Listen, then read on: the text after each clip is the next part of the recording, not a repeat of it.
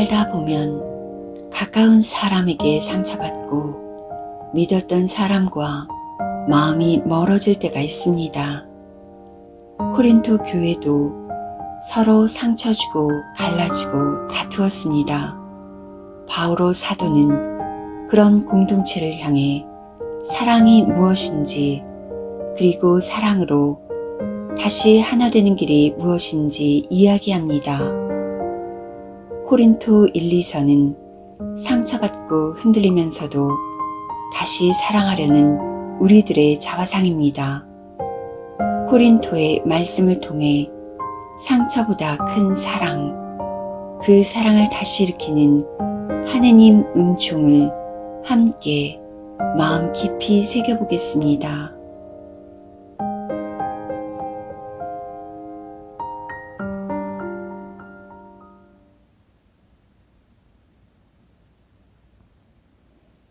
안셀름 그린의 성경 이야기.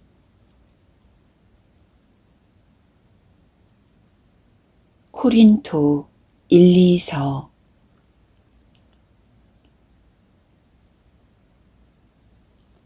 바오로 사도와 코린토 공동체의 관계는 많이 변덕스럽습니다. 바오로는 코린토에 제법 오래 머뭅니다. 바오로에게 코린토 공동체는 중요해집니다. 코린토 1서에서 바오로는 54년경에 코린토 신자들이 문의한 구체적 문제에 답변합니다. 하지만 곧 바오로의 적대자들이 우월한 세력을 차지하고 그의 권위를 허물어버립니다. 그래서 바오로가 공동체를 방문하지만 비통한 결말로 끝납니다. 추악한 소동이 벌어집니다. 공동체의 한 사람이 바오로를 반대하고 모욕합니다. 바오로는 이른바 눈물 편지를 써서 티토를 통해 코린토 공동체에 전합니다. 여기에 신자들이 수긍하여 다시금 공동체와 화해가 이루어집니다. 소동의 장본인은 처벌을 받지요. 공동체는 이제 다시 바오로의 말을 따릅니다. 바오로와 코린토 공동체의 사건은 사도와 교회 공동체 사이의 감정이 어떻게 고조되고 폭발하는지 보여줍니다. 바오로가 예수님의 영 안에서 일으키기 위해 편지를 써보내고 찾아간 세상은 온전한 세상이 아니었습니다. 코린토는 기원전 146년에 로마군에 파괴되었다가 100년이나 지나서야 다시 사람들이 이주했는데 대부분이 그리스인, 유다인, 로마 퇴역군인, 노예였습니다. 코린토는 소문이 안 좋았습니다. 매춘의 중심지로 여겨질 정도였습니다. 코린토의 그리스도인 공동체는 한 유다계 그리스도인 부부 아큘라와 프리스카에게서 유래합니다. 유다교 회당장 크리스포스도 그리스도인이 됩니다. 하지만 대개는 이교인 출신입니다. 게다가 온갖 계층이 뒤섞여서 상류층, 장인, 날품팔이, 노예가 모두 공동체에 들어옵니다. 공동체의 신심은 열광적, 극단적 성령 체험에 깊은 영향을 받습니다. 짐작건대 이런 지나친 신심은 자유에 대한 바오로의 선포에 대한 곡해에 기인하는 듯 합니다. 이것은 자유를 지나치게 강조하는 일종의 과잉 회심이었습니다. 코린토 1서에서 바오로가 그리스도인의 자유만 일깨우는 것은 아닙니다. 바오로는 모든 것이 허용된다는 영지주의의 구호에 주목하고 또 인정합니다. 하지만 제한을 두는데 우리에게 모든 것이 유익하지는 않다는 것입니다. 모든 것이 공동체를 세우는 일은 아닙니다. 관건은 우리의 행동이 공동체를 세우는데 기여하는가 아닌가입니다. 바오로는 중요한 주제를 여럿 논합니다. 그중 하나가 십자가의 어리석음으로 이것은 그리스도인에게 참된 지혜의 본질입니다. 그리스도교의 역설은 하느님께서 힘있는 자를 부끄럽게 하시려고 약한 것을 택하셨다는 데 있습니다. 바오로는 9장에서 자신의 사도직에 대해 서술하고 11장에서는 원 그리스도교의 만찬에 대해 서술합니다. 가장 오래된 주님의 만찬에 대해 전해준 것입니다. 바오로가 13장에서 부르는 사랑의 노래는 널리 알려져 있습니다. 여기서 사랑은 절대적인 것입니다. 여기서 사랑은 하느님에 대한 사랑도 다른 사람에 대한 사랑도 아닌 인간 내면의 능력입니다. 능력으로서의 사랑은 하느님에게서 나와서 인간을 변화시키는 성령의 은사입니다. 사랑 안에 있는 사람은 그제야 비로소 참되게 살아갑니다. 사랑 안에 있는 사람은 예수님께서 우리에게 살아서 보여주신 것을 체험합니다. 그리고 바오로는 예수님의 부활과 우리 자신의 부활에 대한 중요한 복음을 강조합니다. 그리스도가 죽은 이들 가운데서 되살아나셨듯 또한 우리도 되살아날 것이며 천상의 몸을 입을 것입니다. 코린토 2서에는 바오로의 인간적인 면모가 많이 나옵니다. 바오로는 자신의 환멸과 안팎의 환난에 대해 하지만 또한 이 모든 쇠퇴에도 불구하고 내적 인간은 나날이 새로워진다는 확신에 대해 서술합니다. 우리가 그리스도인으로서 세상에 선포해야 하는 복음은 화해의 복음입니다.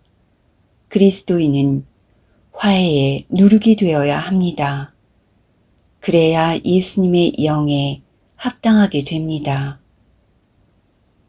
우리는 그리스도를 대신하여 여러분에게 빕니다. 하느님과 화해하십시오. 바오로는 여러 비난에 맞서 끊임없이 자신을 변호해야 합니다. 코린토 신자들은 바오로가 편지로는 무게가 있고 힘차지만 막상 직접 만나면 몸이 약하고 말주변도 없다며 비난합니다.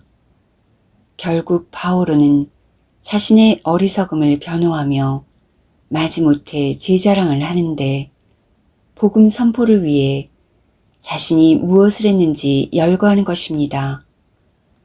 바오로는 그 누구보다 수고를 아끼지 않았고 그 누구보다 많은 고난을 견뎠습니다. 그리고 12장에서는 자기네 신비체험을 내세우기 좋아하는 코린토 신자들보다 사도 자신이 더 깊은 체험을 했다는 것을 알려주려고 부득이하게 자신의 신비체험을 털어놓습니다. 하지만 이렇게 깊은 신비체험을 했는데도 바오로는 몸을 줄곧 찔러대는 가시에 시달립니다. 아마도 어떤 불쾌한 질병을 앓은 것 같습니다. 그렇지만 바오로는 이런 질병과 약점을 마주하며 하느님 은총이 바로 자신의 약함을 통해 그 힘을 드러낸다는 것을 깨닫습니다. 이것은 회방의 말씀입니다. 영적 체험을 통해 완벽한 인간이 되어야 한다는 압박을 우리에게서 거두어가는 말씀이지요.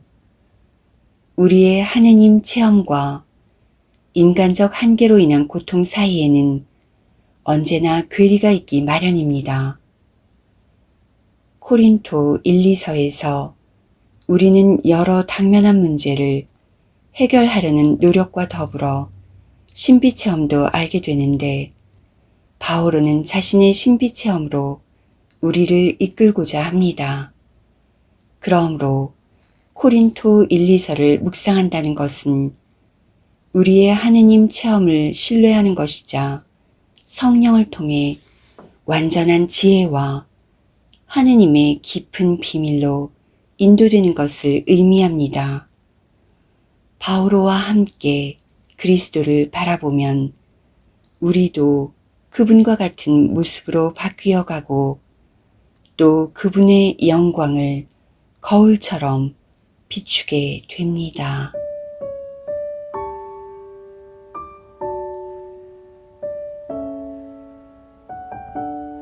내가 인간의 여러 언어와 천사의 언어로 말한다 하여도 나에게 사랑이 없으면 나는 요란한 징이나 소란한 꽹과리에 지나지 않습니다.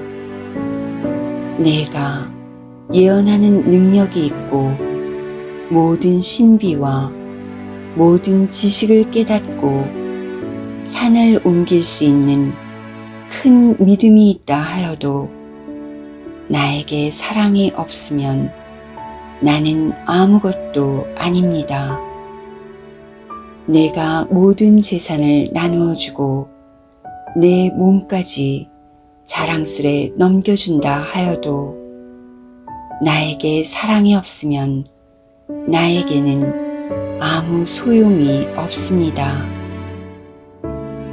사랑은 참고 기다립니다. 사랑은 친절합니다.